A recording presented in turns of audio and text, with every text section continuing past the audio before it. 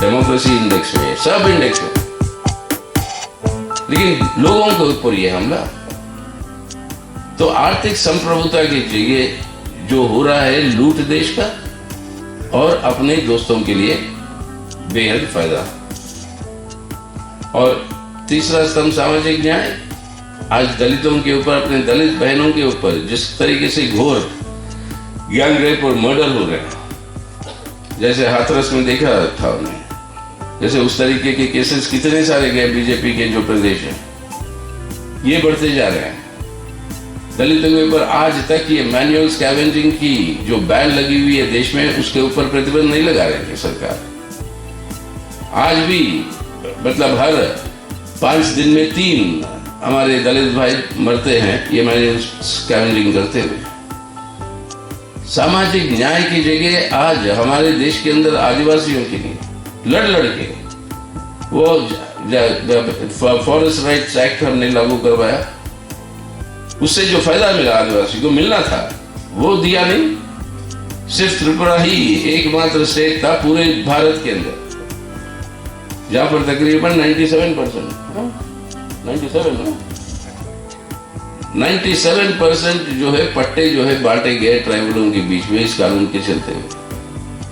आज इस कानून के रूल्स ही बदल दी, और आज वो ग्राम सभाओं की अनुमति नहीं है वो जंगल को अगर आपको देना है माइनिंग के लिए किसी प्राइवेट पूंजीपति को।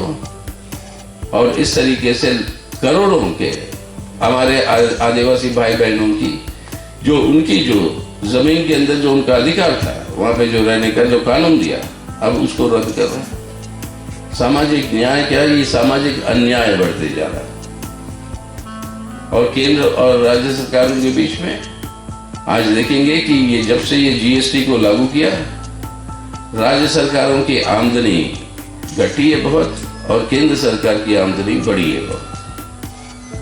और इसी के चलते हुए जो केंद्र सरकार के साथ है उसको समर्थन दे रहे हैं, उनको हम मदद करेगी केंद्र सरकार, लेकिन उनके विरोध में जो है उनको जो है डिस्टेबलाइज करने की, उनको जो है हटाने की पूरी कोशिश, उसलिए टारगेट किए हुए हैं जो भी विरोधी सरकारें हैं।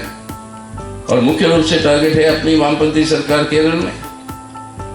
और केरल के अंदर वामपंथी सरकार जिस तरीके से वहां पे शिक्षा, स्वास्थ्य, भूखमरी, वहां पे राशन मिलता है सभी को, कोई आपके बीपीएल कार्ड वार्ड कुछ नहीं है, सभी को जो है वहां पर यूनिवर्सली आपको राशन मिलता है एक ही दाम पे।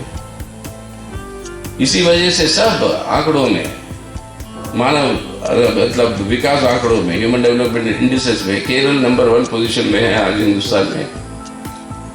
ये पिछले 8 साल भी, जबकि उसके ऊपर घोर किस्म की अत्याचार चल रही है। जहां तक जो उसका पैसा जो देना है केंद्र सरकार को राज्यों को, वो भी पैसा चुका नहीं रहे हैं ये लोग।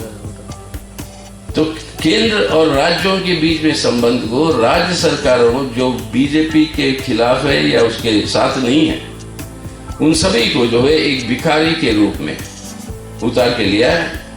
और साहब के सामने, राजा के सामने आपको जाना है भीख मांगने, तभी आपके जो स्टेट के अंदर जो आपके मुलाजिम है उसके भी तनख्वाह अगर देनी है तो आपको जो है उधार लेना पड़ रहा है।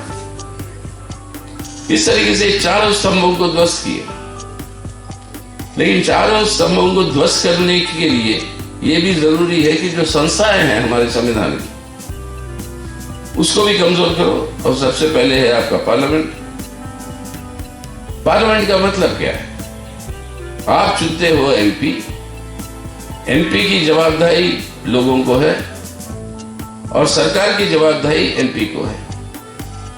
और इसी तरीके से हम भारत के लोग, वी द पीपल, जो संविधान का है, उसका मतलब यही है कि अकाउंटेबिलिटी। पार्लियामेंट काम करना बंद हो गई तो सरकार की अकाउंटेबिलिटी नहीं है, जवाबदेही नहीं है, और लोगों के लिए कोई जवाब नहीं मिलता चुने हुए प्रतिनिधियों से, और पूरी जनतांत्रिक ढांचा बर्बाद होती।